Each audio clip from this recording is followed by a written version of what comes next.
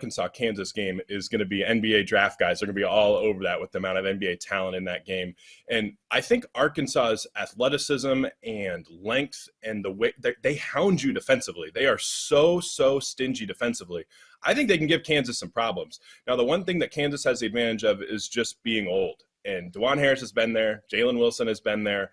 Arkansas really hasn't. So that's kind of a thing I'm really looking forward to. But on paper, I think Arkansas, you could make a case is more talented than Kansas. And that's saying something. Arkansas is deeper than Kansas. And every year in the NCAA tournament, Eric Musselman has made a living on finding one matchup and exploiting it over and over and over again. Against Illinois yesterday, it was Matthew Meyer's defense. Go after him over again, multiple players. I'm interested to see what that is for Kansas. They have a kid off the bench that comes off the bench, Jalen Graham. He'll play like very sparingly. And then in certain matchups, he'll just come out and go to work on the block. I think they might try to do that against Kansas's small lineups.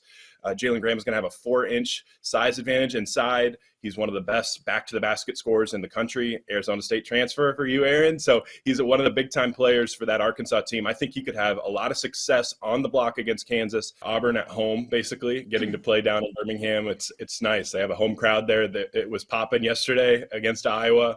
But that game against Iowa felt a little streaky. And we've seen Auburn be super streaky this year. Offensively, they are one of the most erratic teams in college basketball. So I think Houston, while they don't look like a number one seed, if Shed is hurt and especially if Sasser is hurt, like they don't look like a number one. I still think they can give Auburn a ton of problems just because I think they have the coaching advantage and I think their defense can really force Auburn into tough jumpers. When Auburn's guards are taking tough twos, that's usually a win. That's kind of Houston's recipe, and Auburn's been very, very erratic from a shot-making perspective. I don't think they're going to have enough to hang with Houston. Although on the other end, Houston is going to need some guys to step up. One kid I really like is Terrence Arsenault, freshman. He has NBA potential, NBA upside. I think he's a budding star. And if Sasser's hurt, if Shed's hurt, don't be surprised if he starts making some serious noise for this Houston team.